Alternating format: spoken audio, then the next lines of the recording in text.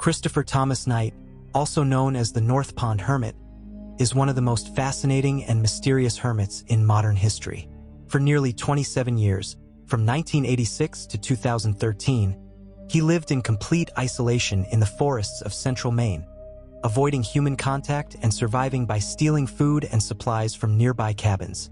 His story, a blend of solitude, survival, and crime, captivated the public when he was finally caught.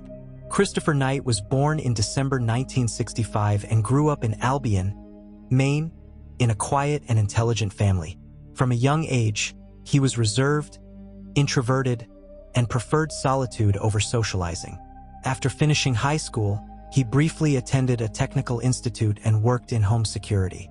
In 1986, at just 20 years old, Knight vanished without a word to his family or friends. He drove into the wilderness of Maine, abandoned his car, and disappeared into the thick forests. For nearly 3 decades, he lived without human interaction, becoming a modern-day hermit. Knight did not bring survival gear or supplies, and he had no experience in wilderness survival. Yet he adapted and thrived. He built a well-hidden camp in a dense area between lakes, cleverly camouflaged to avoid detection. To survive, Knight did not hunt or grow food. Instead, he relied on stealing from nearby summer cabins and camps. He took food, propane tanks, clothing, books, and even batteries. Over the years, he committed more than 1,000 burglaries, always avoiding confrontation. His ability to move silently at night earned him the reputation of a ghostly figure, and locals lived in fear of the unknown thief. Despite harsh Maine winters, he survived by layering clothes, using stolen propane heaters, and never lighting fires to avoid detection. His discipline and knowledge of the environment allowed him to evade capture for decades. Knight's remarkable run ended on April 4, 2013, when he was caught breaking into Pine Tree Camp, a facility for disabled children.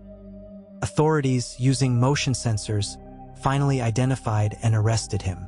He surrendered without resistance, admitting to his crimes and explaining his years in solitude.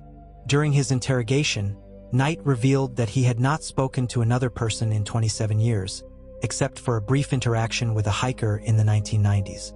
His only human connection had been through the books he read, which he stole from the cabins. Charged with multiple counts of burglary and theft, Knight pleaded guilty in 2013.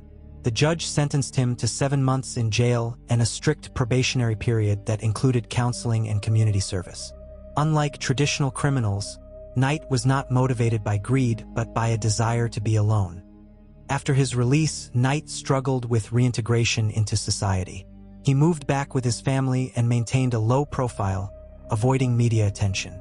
His case raised discussions about mental health, solitude, and the human need for connection.